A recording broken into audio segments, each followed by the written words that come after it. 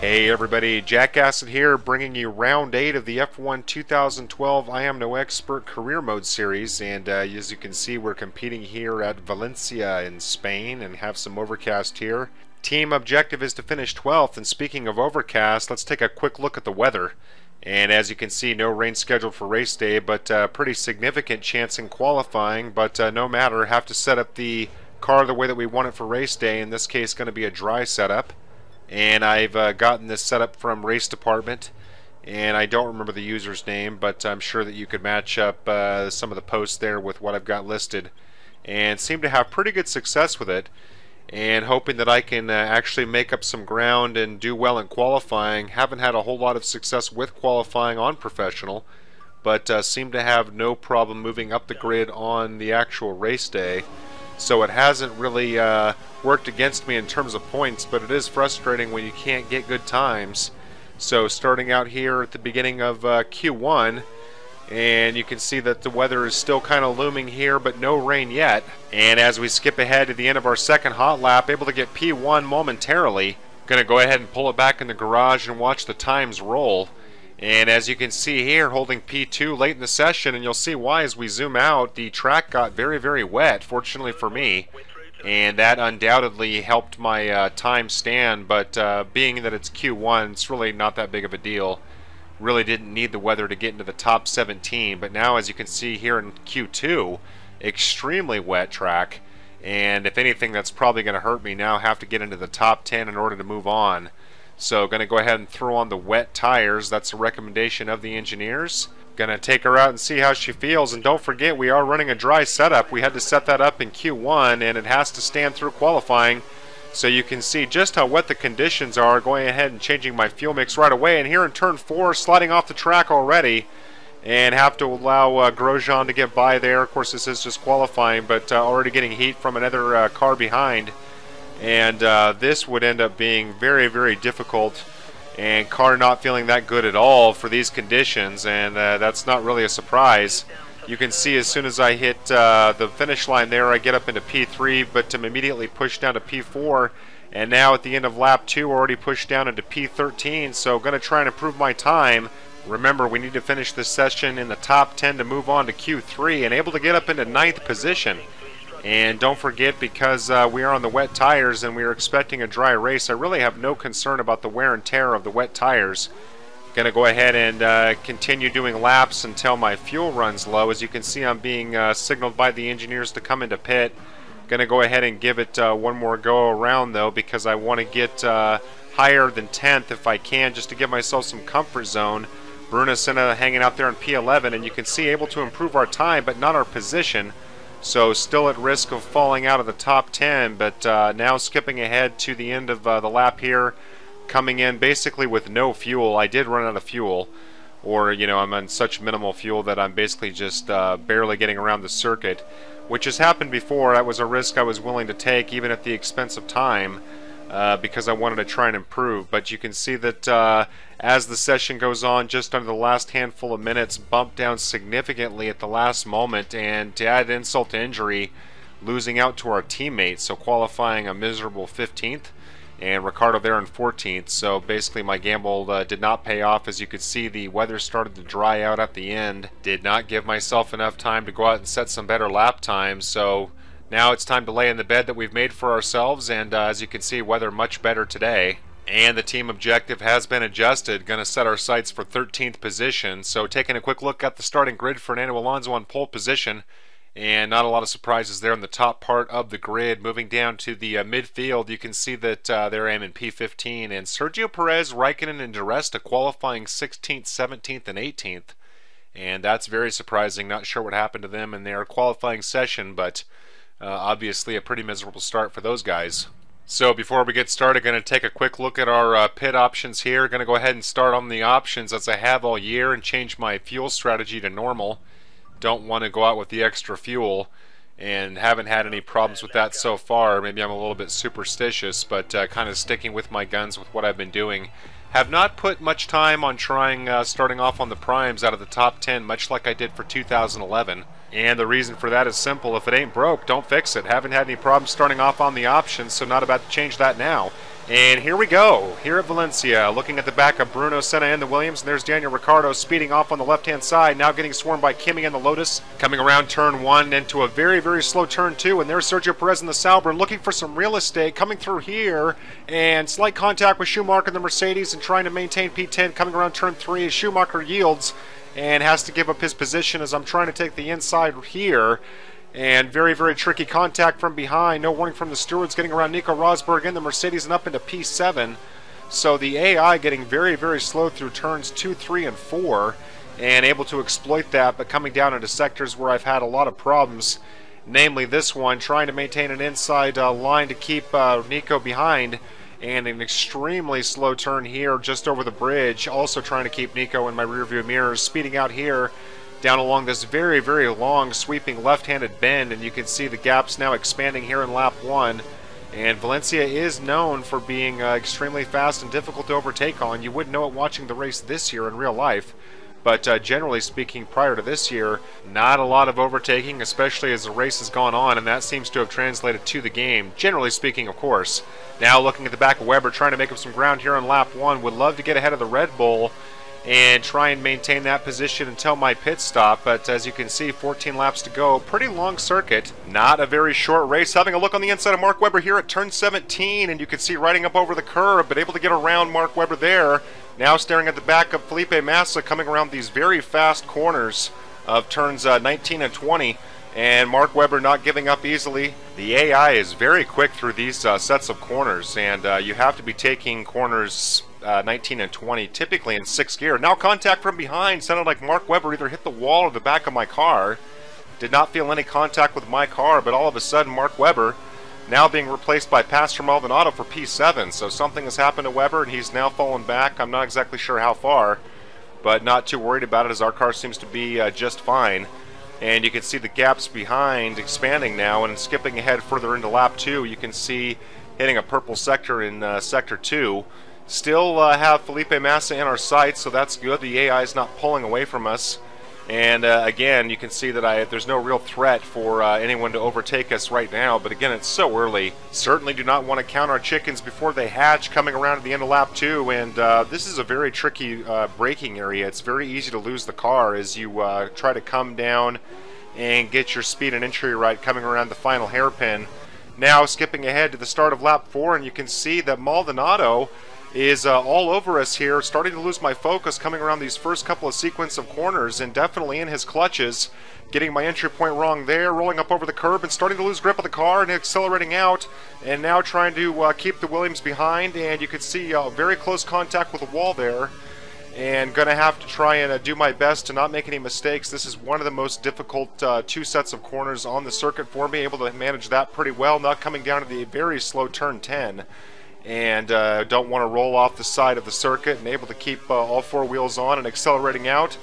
But Maldonado probably going to make a move here, coming down very, very long bending turn 11, and here he comes on the outside. Only hope now is to stay with him and get it right down here at the braking point. Let's see if we can overtake, but more importantly, make it stick. Able to get around him there, and yes, get back in front of the Williams and do not lose the spot to Pastor Maldonado. But this tells me everything I need to know. It's going to be a challenge coming down there around the long bending turn 11. Maldonado not done yet, having another look, but now falls back. And what I'm learning is that this is probably the stretch of track where the AI is going to have its opportunities to overtake me. Again, I am holding up the field. You can see the train of cars behind me. And start to get it all wrong coming out over the bridge over turn 10. And here comes Maldonado. He's going to be able to overtake easily on the inside. The question is he going to be alone? Here comes Nico Rosberg also pushing hard. He's got room and gets around. And now being swarmed by Schumacher. And going to have to try and get one of these positions back coming down here into turn 12. Able to get around Rosberg, but run out of room to get around Maldonado and have to fall back behind him. Now trying to stay up on his gearbox and possibly make a move here. And some slight contact there with Maldonado, and he spins out. Maldonado and I both competing to get around turn 14. And I had plenty of room to make that maneuver, and I did feel that he made contact with me and spun out. So I feel pretty bad for Pastor that happened. But maybe now he knows how it feels. Zing! Okay, to be fair, I haven't heard Pastor's name in quite a while in terms of racing incidents, so I'll go easy on him. Now skipping ahead here to lap 6, and this is a familiar part of the circuit. the third time around where the AI is giving me a hard time and drop a couple of wheels off, and that's going to give Rosberg an opportunity, and here he comes on the outside, able to overtake easily on the left-hand side, and now looking at Schumacher, his teammate, also trying to make a move, and he's able to get around, and now going to try and get at least one position back, similar to the last lap, and able to get ahead of both Mercedes and make it stick. Yes, we do, able to get the position back, so a very bold maneuver. And this time, don't have to worry about a car right along here where Pastor and I came into contact and tangled. And so able to stay ahead of the Mercedes, but I can tell that it's going to be a real challenge to stay in front of these cars. Don't forget, I still need to go in and pit. And we're scheduled to do that at the end of lap 7, I believe. So seeing what I can to stay ahead for now, coming around the very, very slow turn 17 and coming into these fast corners here. And you can see I start to lose the grip on the car. Skid out for just a moment, coming around turn 20 a little too slow, should be in 6th gear, and you can see that Nico very anxious to get around, now coming into very, very unstable braking conditions here, and going a little bit wide. Here comes Nico on the inside, making a maneuver, and he's able to make the overtake stick this time, coming down along to the start of lap 8. Let's see if we can stay on the inside and get it back ahead of him, and he cuts off the circuit right up over the curb. Now he's being pushed off the track, and do not want any more problems with cars now.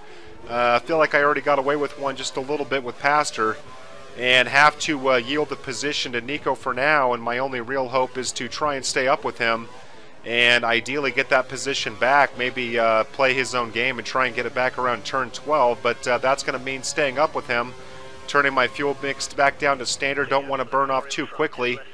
Coming around here and able to manage that corner pretty well, coming back over the bridge, and let's see what we can do in terms of our pace. You can see he's being held up by cars in front of him, and Grosjean has now taken over back in P7. Not sure what happened to Schumacher. He probably went into pit, and look how fast the AI is going down here.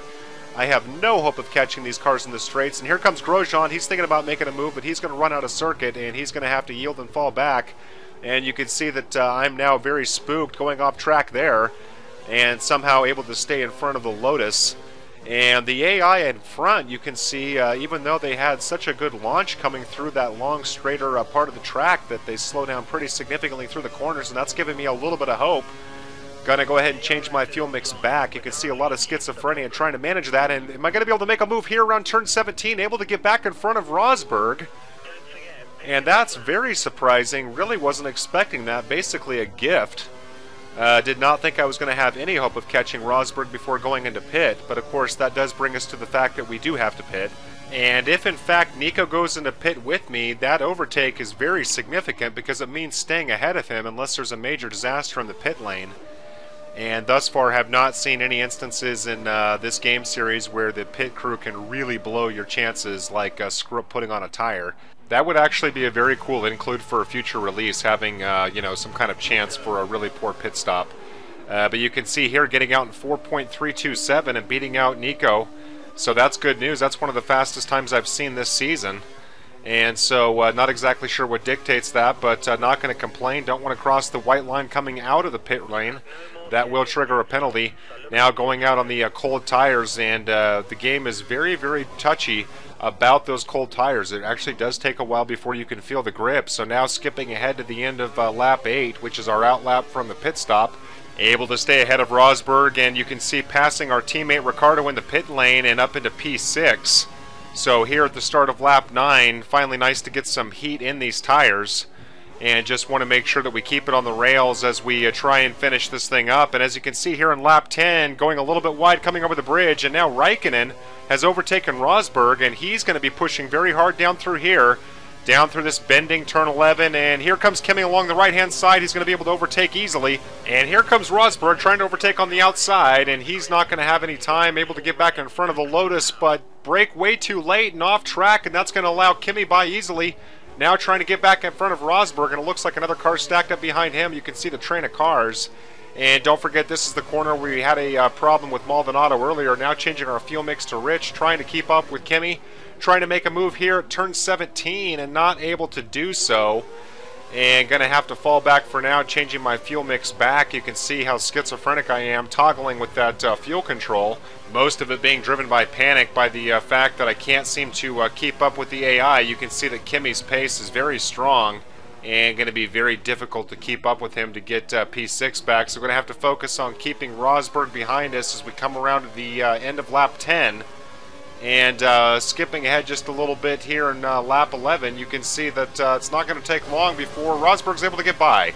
And here comes Grosjean also trying to make a move down here, coming into turn 12. And Rosberg and I come into slight contact, but able to stay on the inside.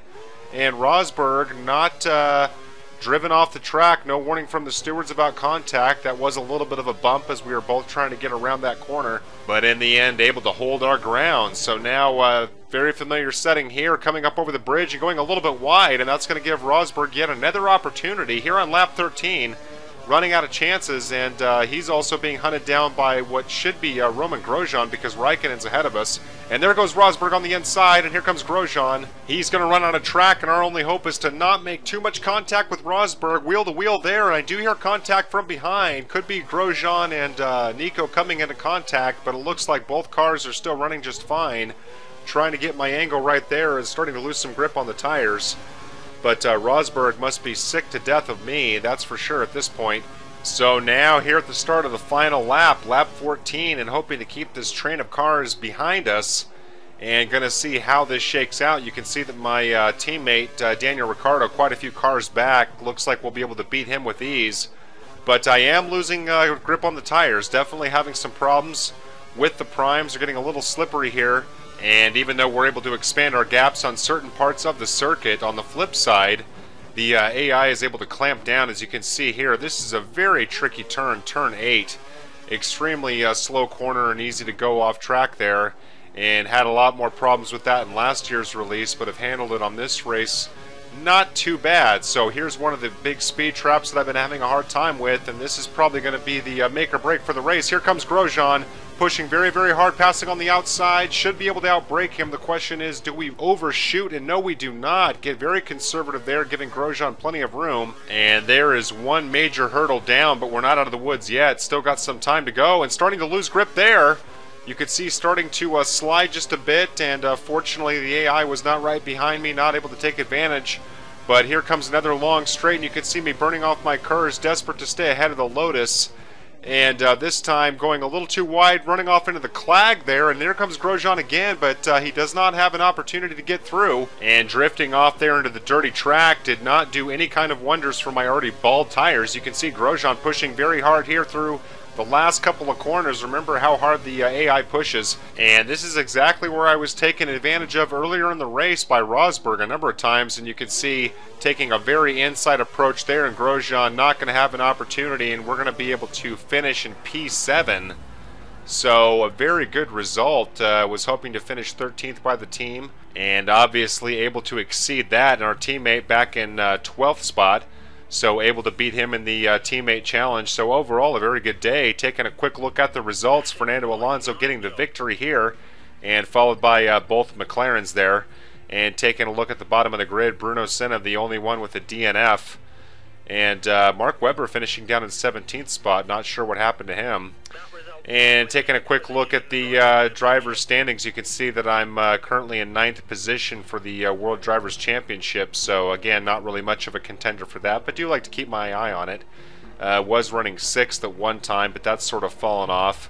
And hopefully as the season goes, the car will get better, and we'll see what we can actually do. But again, that's not a realistic goal.